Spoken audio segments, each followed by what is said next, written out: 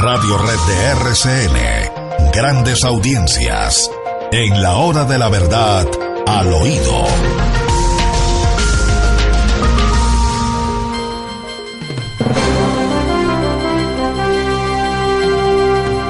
Bueno, William, le cuento al oído que parece que tenemos nueva embajadora en Alemania. ¿Quién es? La señora María Elvira Pombo. ¿Usted sabe quién es ella? María Elvira Pombo. Sí. ¿No la conoce? No, señor, no la conozco. Bueno, pues tenemos que averiguar quién es la señora María Elvira Pombo. De todas maneras, y con seguridad absoluta, no es de carrera diplomática. Aquí la carrera diplomática no existe. No existe. Y tenga la seguridad de que ese nombramiento también se hace por razones estrictamente políticas. Sí, señor. María Elvira Pombo, embajadora en Alemania, se lo cuento a usted al oído, para que usted al oído nos cuente lo que tenga que contarnos, William. Adelante. Sí, señor, pues con profundo dolor registramos la pérdida irreparable de don Fabio Echeverry Correa. Se nos ha ido un hombre que ponía a pensar el país, un hombre que con sus luces y con su inteligencia de cierta manera cogobernaba a Colombia y decía las cosas de una manera franca y categórica. Es doloroso tener que registrarlo así. Se me ha ido a mí también parte de mi alma porque él me salvó la vida en su momento y nunca olvidaré todo el bien que hizo por mí y por mi familia en los momentos difíciles que me tocó padecer a mí y con la muerte de mi hija. Que Dios lo tenga en el eterno descanso. Bueno, sigamos. Bueno, doctor Londoño, la situación es dolorosa desde todo punto de vista para Colombia. Este es un país que se ha convertido ya en un narcoestado, como usted lo dice en su muy leída columna en Las Dos Orillas. Colombia pasó del café a la coca y todo con la bendición del sátrapa de turno. Estamos pasando por las peores circunstancias de que podamos los colombianos registrar. La situación del país todos los días empeora. Bolivia ya nos queda chiquito, el Perú lo mismo, y somos un país cogobernado por los narcoterroristas de las FARC, con un presidente que ellos tienen ahí. Así es, doctor Londoño.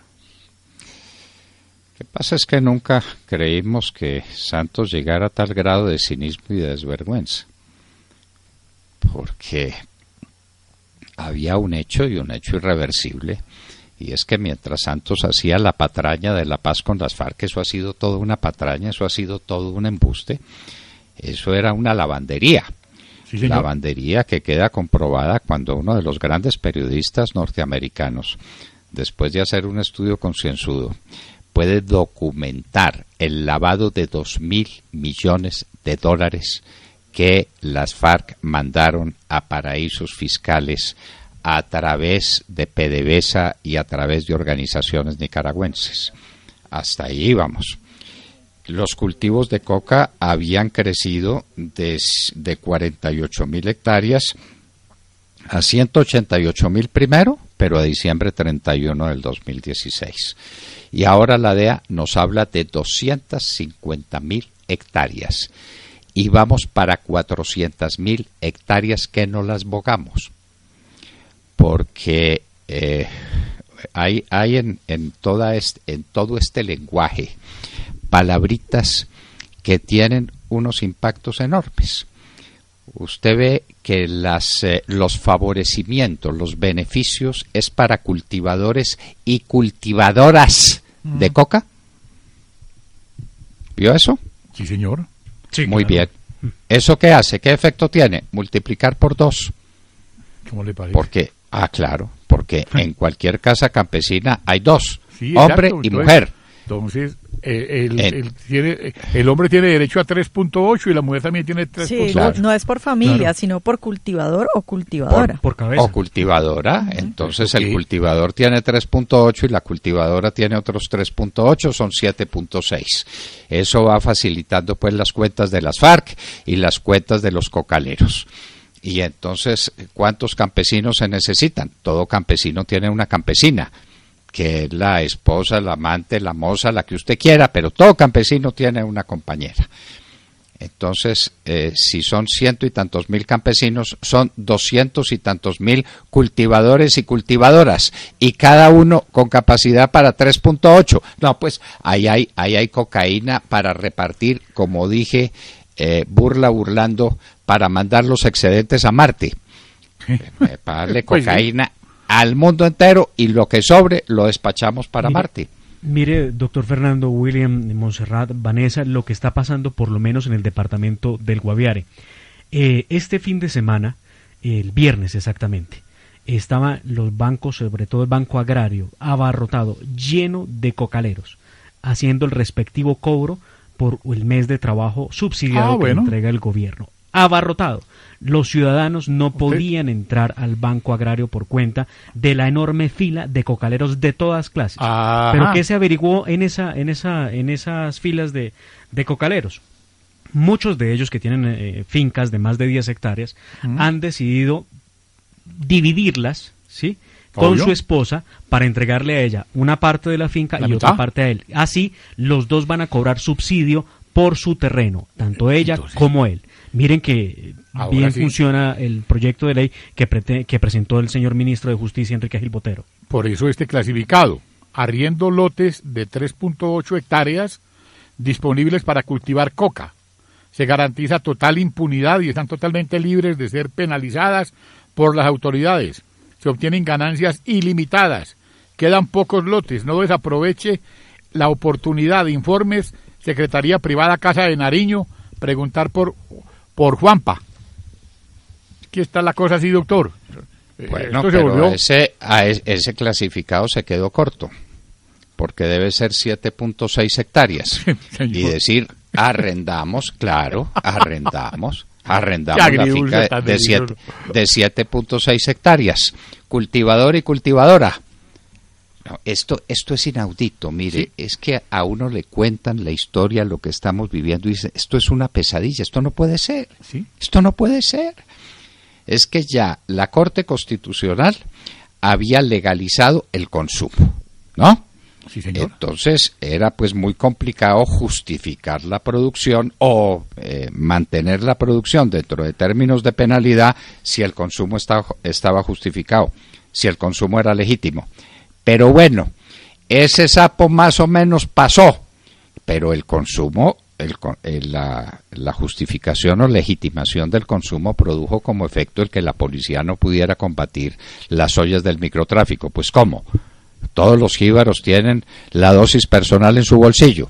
Hasta ahí vamos, hasta ahí vamos. Ahí arrancó todo, mejor dicho. ¿Pero qué con la producción?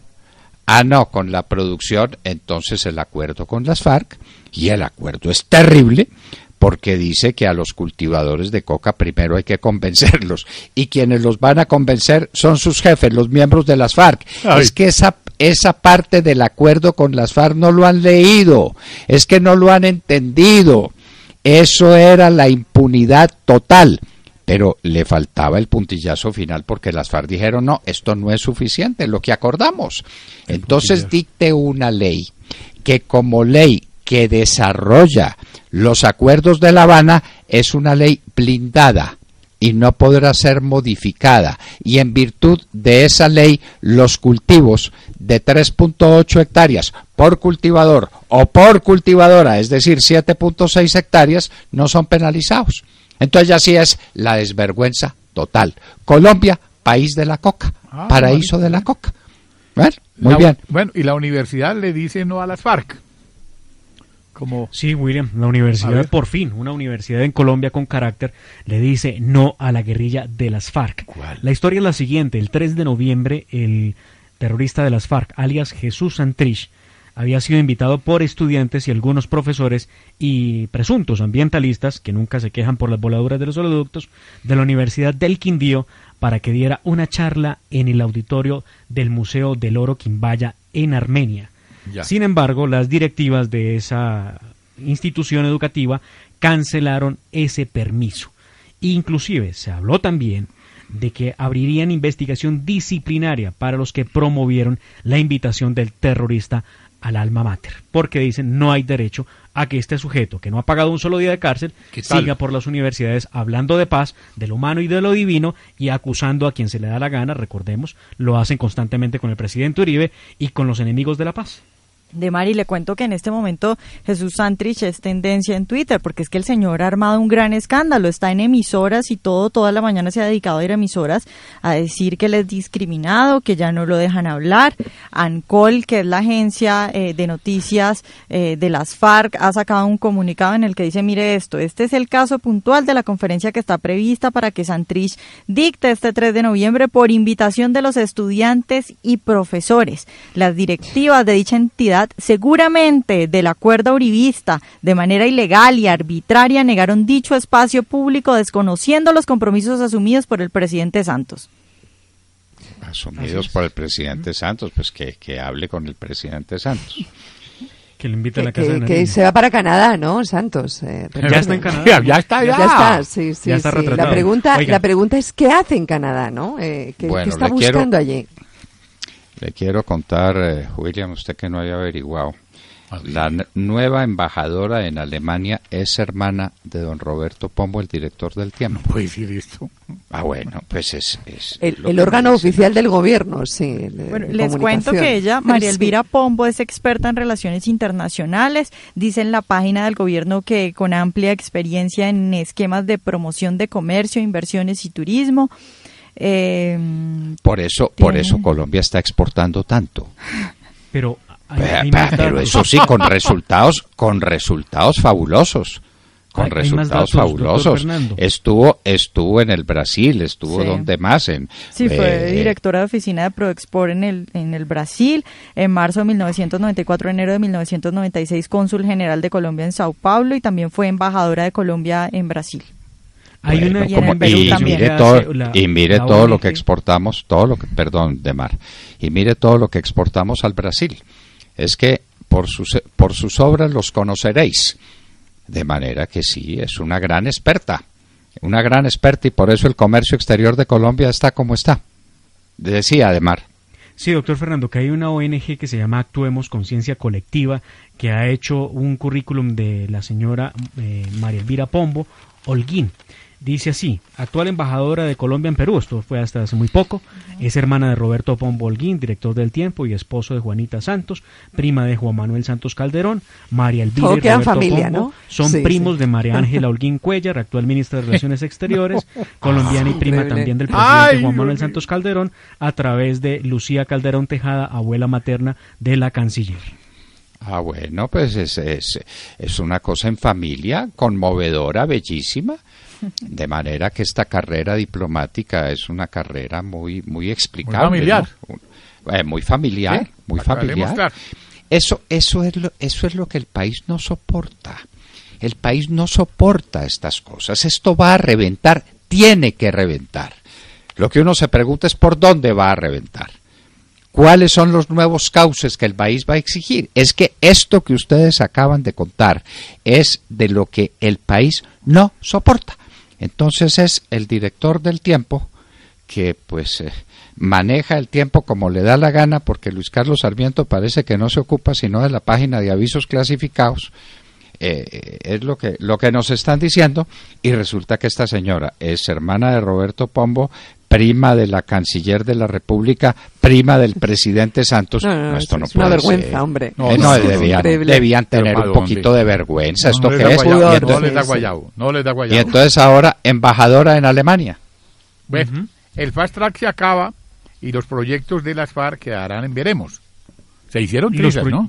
Los proyectos sí quedan vueltos trizas, porque quedan 30 días exactamente para que el Congreso de la República tramite cuando menos 9 proyectos de ley, incluidas algunas reformas constitucionales. El tiempo no da por ninguna parte, eso ni trabajando 24 horas al día, lo que bien difícil es en el Congreso de la República.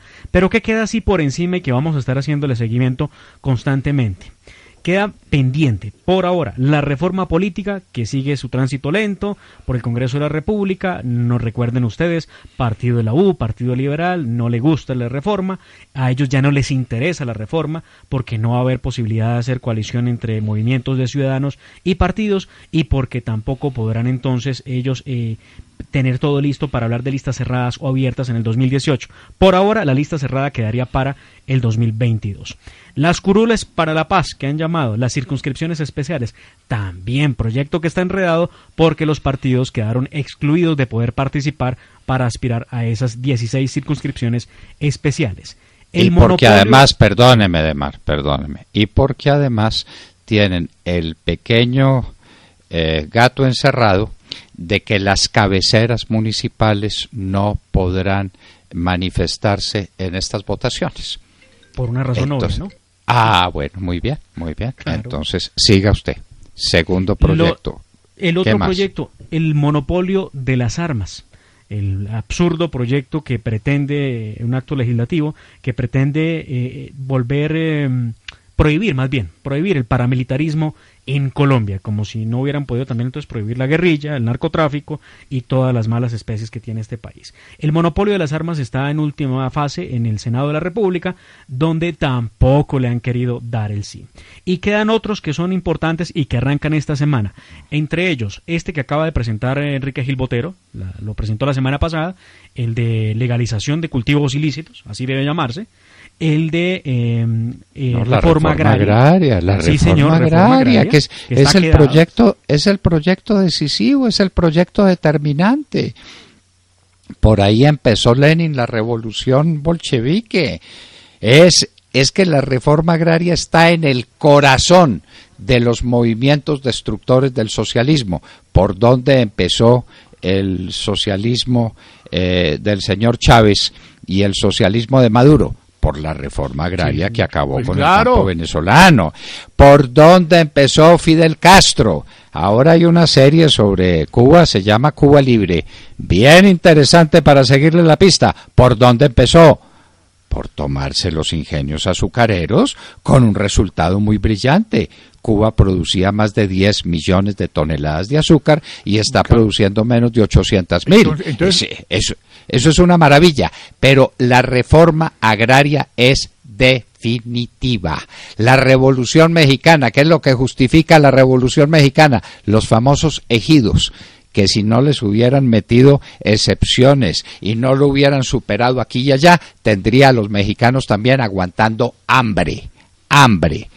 Las reformas agrarias son elemento fundamental de estos movimientos socialistas. Y es que, doctor Fernando, en el Congreso, William, en el Congreso de la República, el tema de reforma agraria lo han dividido de la siguiente manera. Un proyecto que se llamó el Proyecto del Sistema de Innovación Agropecuaria, que tiene unas cosas supremamente interesantes.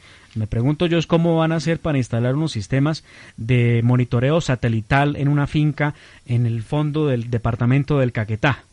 Es un poco traído de los cabellos pensarlo así, sobre todo con el tema de orden público. Y el segundo tema es que entra esta semana también ley de guerras o ley de tierras, realmente.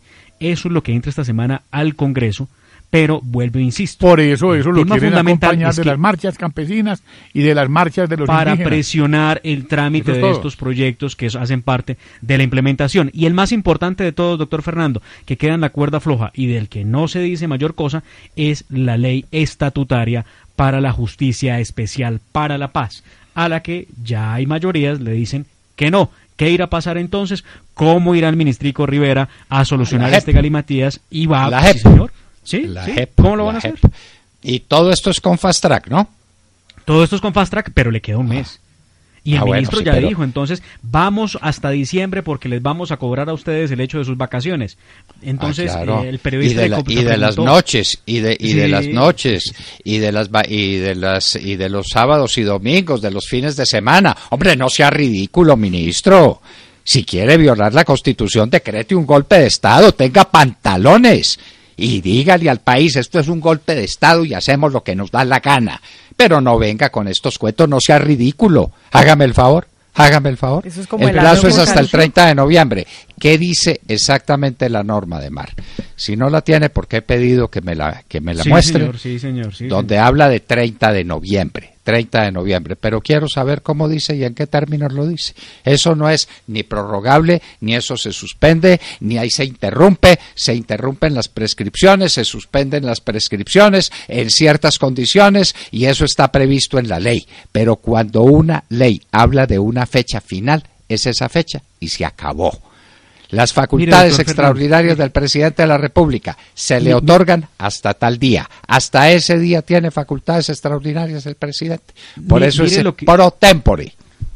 Mire lo que dice el acto legislativo precisamente y lo reafirma la sentencia C699 de 2016 respecto al Fast Track. Dice lo siguiente: este procedimiento podrá ser prorrogado por un periodo adicional de hasta 6 meses mediante comunicación formal entre el Gobierno Nacional y el Congreso de la República. ¿Cuándo empezó a operar el Fast Track? El Fast Track empezó a operar después de la firma de noviembre en el acuerdo final. ¿Recuerda usted? 26 de noviembre, puedo estarme equivocando, entre 26 o 24 de noviembre, cuando se firmó el acuerdo final con la guerrilla de las FARC. Entonces usted empieza a contar diciembre, enero, febrero, marzo, abril, mayo. En mayo terminó la primera posibilidad de Fast Track. En mayo lo podían ampliar, prorrogar por otros 6 meses. Entonces tiene junio, julio, agosto, septiembre. Pero ¿qué dijeron de Mar? No me eche más cuento ni me haga más cuentas. Quiero el texto. ¿Qué dice?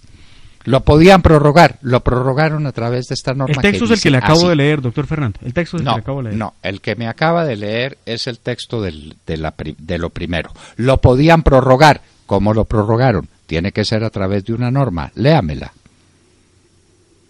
Muy bien, lo voy a buscar. Bueno, perfecto. En todo caso es hasta el 30 de noviembre, ahí que no caben interrupciones, ahí no cabe nada. Ministro Rivera, si quiere, dicte un decreto de golpe de Estado. Hacemos lo que nos da la gana.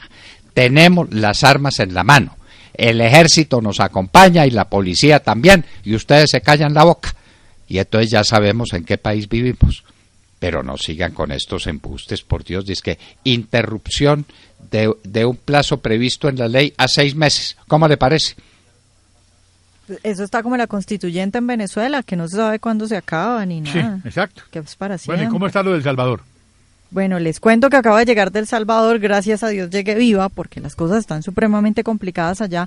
Para contarle a nuestros oyentes, en El Salvador se firmó un acuerdo de paz casi que igualito al que se firmó en Colombia, entre Santos y la guerrilla de las FARC. Allá fue entre el Frente Farabundo Martí para la Liberación Nacional y pues el gobierno en esa época. Les cuento que mi impresión fue bastante, porque cuando hablaba con empresarios y cuando estaba haciendo allá entrevistas con gente o cuando le daba entrevistas a gente, me decían, es que es igualito, es lo mismo que pasó acá.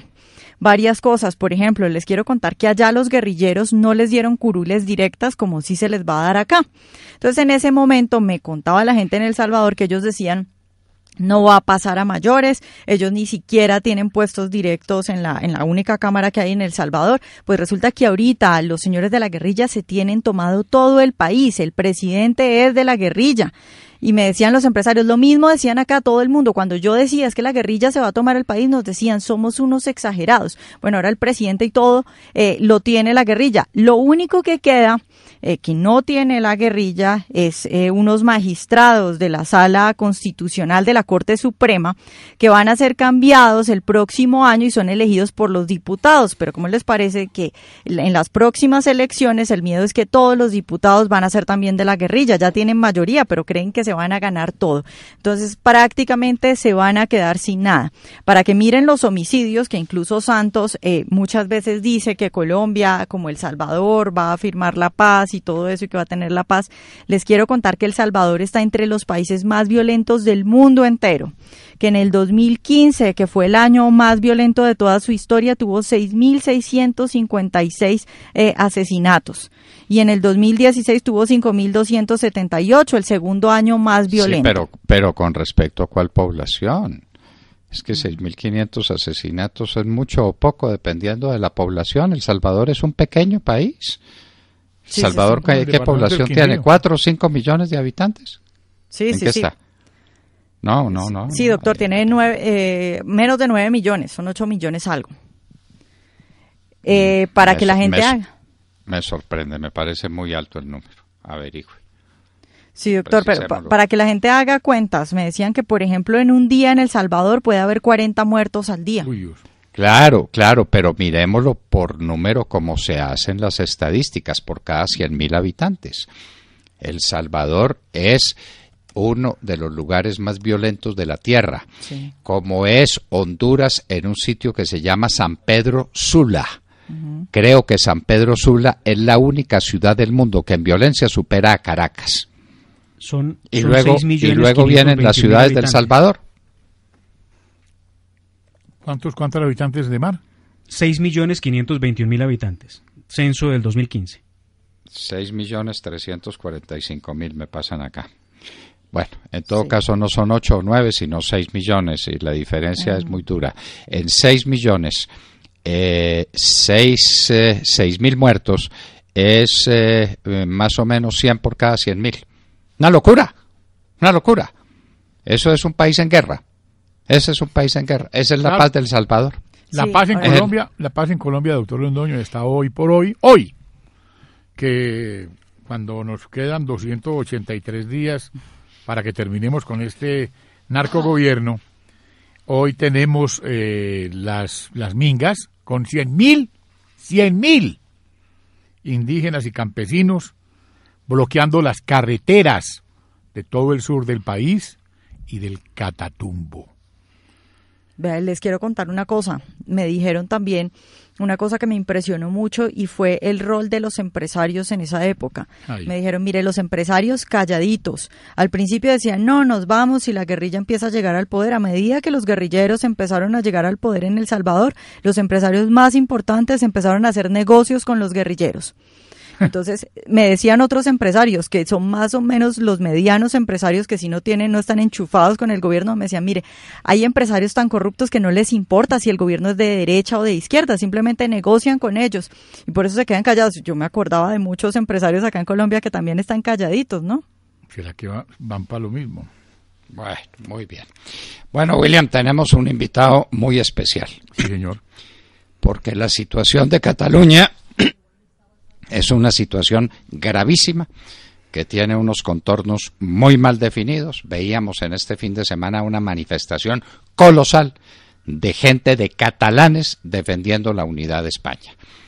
Y tenemos unas decisiones del presidente Rajoy, y tenemos la decisión de que es la vicepresidenta la que va a asumir funciones administrativas en Cataluña. Esto es un mar de incertidumbres. Y estamos con un gran experto.